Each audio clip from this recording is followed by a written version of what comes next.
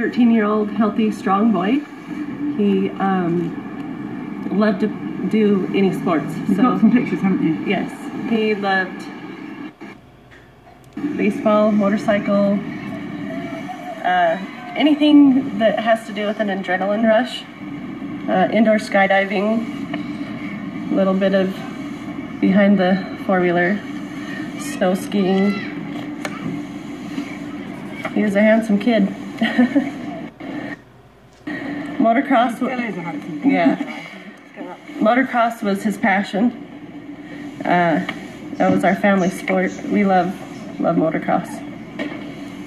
He's 13 in this picture here.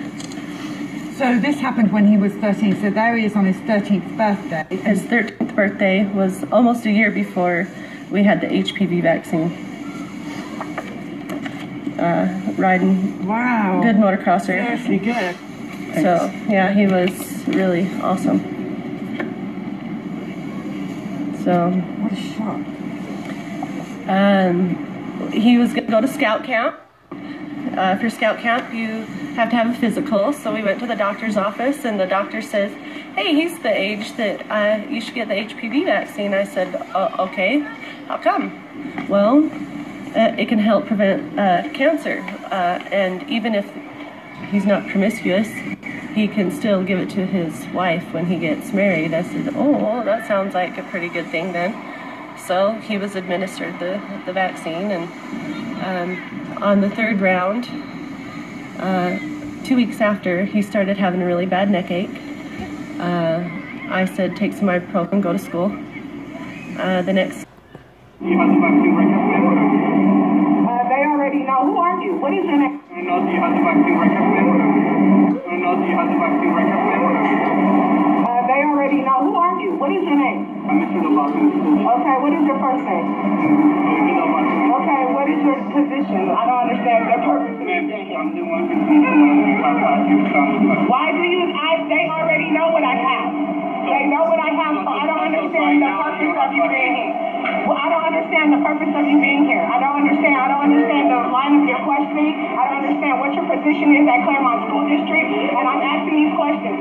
What is your position? I'm asking you. I'm not answering any questions until I know who you are. I don't know who you are. Who are you? Give me a card. I don't know who you are. What is your position now? Thank you very much, ma'am. Thank you.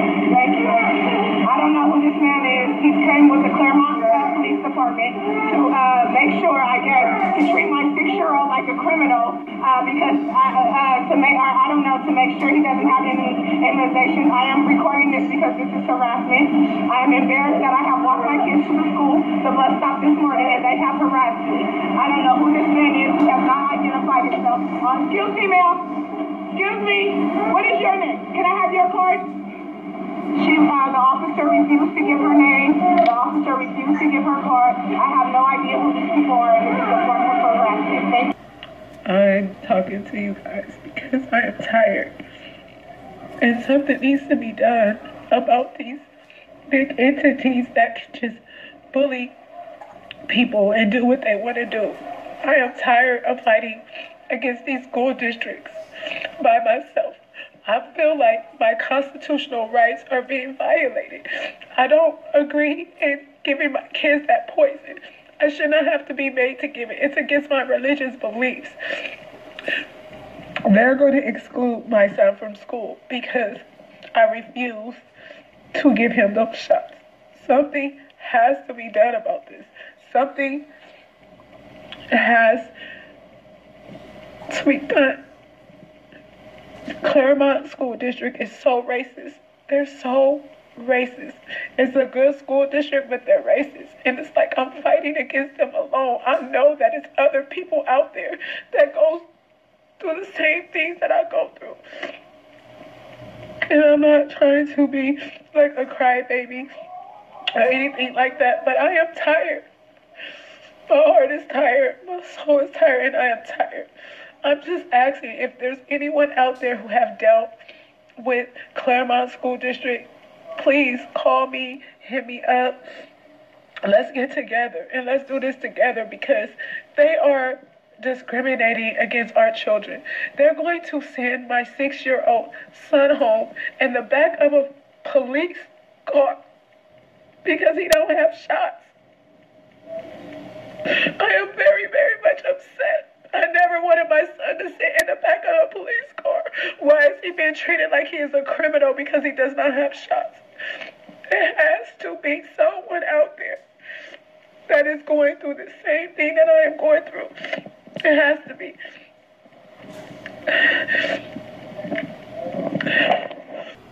Dad, it was the last, well, here's one more picture, one of his best shots of him on the motorcycle.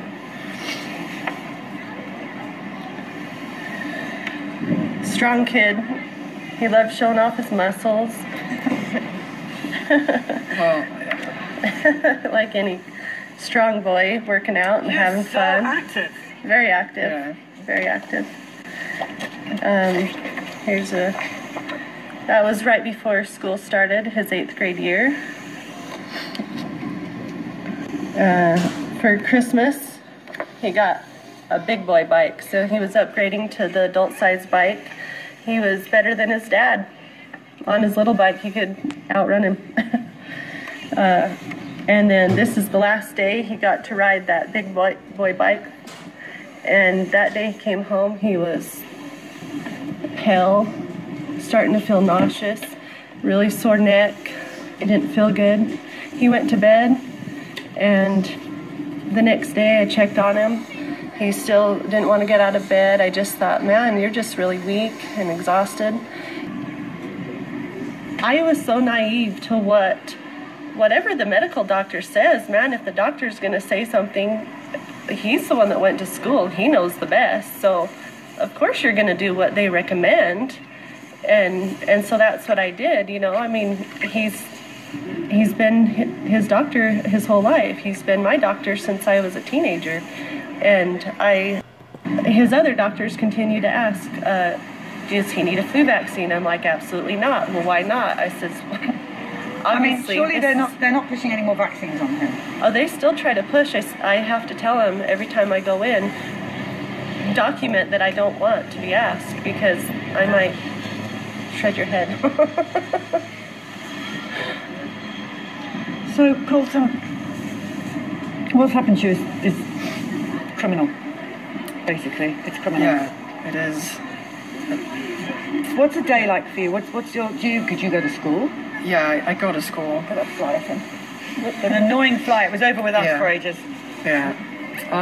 Yeah, I do go to school full time now, but I have to have a lot of assistance to get around a little bit. A lot of it. Are your friends at school supportive of what's happened? Yeah. Very. Yeah, some of my best friends have still been with me by my side the whole time, and I do appreciate it. Is there anything that we can do for Colton? I mean, we want to help. We want to do anything that we can. Is this going to get better? Do we? No. He's at his new normal, as far as we can tell. We've tried to do a diaphragm pacer, where they insert a diaphragm and electrically stimulate the diaphragm. However, his diaphragm has atrophied too much. It wouldn't accept stimulation, so he's pretty much gets to be on this the whole time. People are asking if you're in pain still now. Not really anymore, no. No brain, no pain. No, just kidding. No, I was in a little bit of pain though in the hospital, and for a little while after that, but it's starting to get a little better now. So when you couldn't speak, do you remember what that felt like? It was hard to communicate with people. You couldn't tell them how you felt exactly. It's just yes or no questions. He used his eyebrows really good though. He scrunched them Yeah. and raised them. And What does your headband say? Caught you staring. Yeah. It's funny, people's reactions. And they know they've been staring. It's funny. We keep a sense of humor with our lifestyle, I guess. That's how we get through day to day. And, we understand people are curious. and it's natural. I mean, someone's different or looks different, you kind of look, but so this is kind of just a joke. The joke's back on you, you know. We caught you staring at us. What about anger?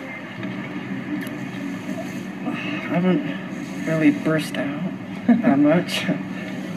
I kind of just keep it to myself. I don't really like to complain. So, there's a lot of people on here that are very angry about what's happened to you. Yeah. Very angry. Yeah, I'm angry that they're still giving out the vaccine. They don't care that people are getting hurt. It's a joke. What's your message, both of you, all of you, what's your message to parents? Well, you gotta do your research. Like, you can't just trust a doctor anymore. You have to do your own ways to find out what's best for you. And it must have been hard on your dad. Yeah. Oh yeah. I bet he's angry. Yeah, very angry. It's affected him greatly. You know, he's his riding buddy. He's his hunting buddy. He works out in the garage with him. He mowed our lawn. Gavin gets to pick up any chores now that Colton used to do, and It's hard on it's your all on siblings him. as well. We know Yeah. that. We speak to the siblings a lot, and it's a very painful thing to watch your parents sad and what's happened to your brother. It's not okay. So you're allowed to be angry too. Yeah.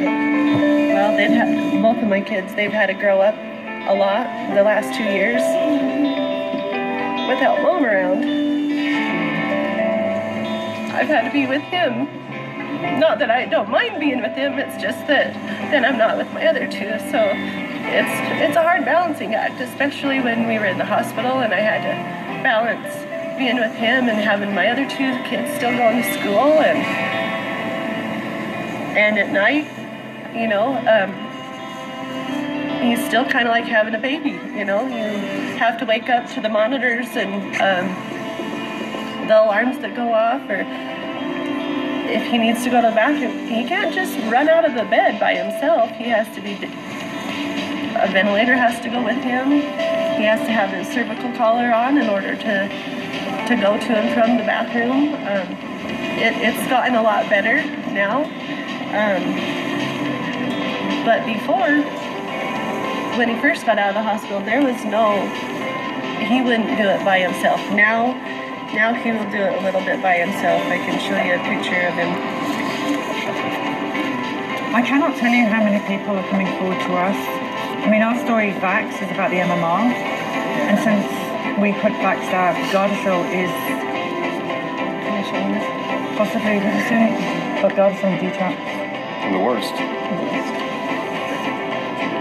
This is a little embarrassing for him to show this, but just so you can see what he looks like when he is balancing his head and trying to make it not fall forward, because he is quite paralyzed in his neck. You can see the distortion in his shoulders, and this is him trying to roll out of bed by himself and then disconnect so he can move around for a minute free of the ball and chain.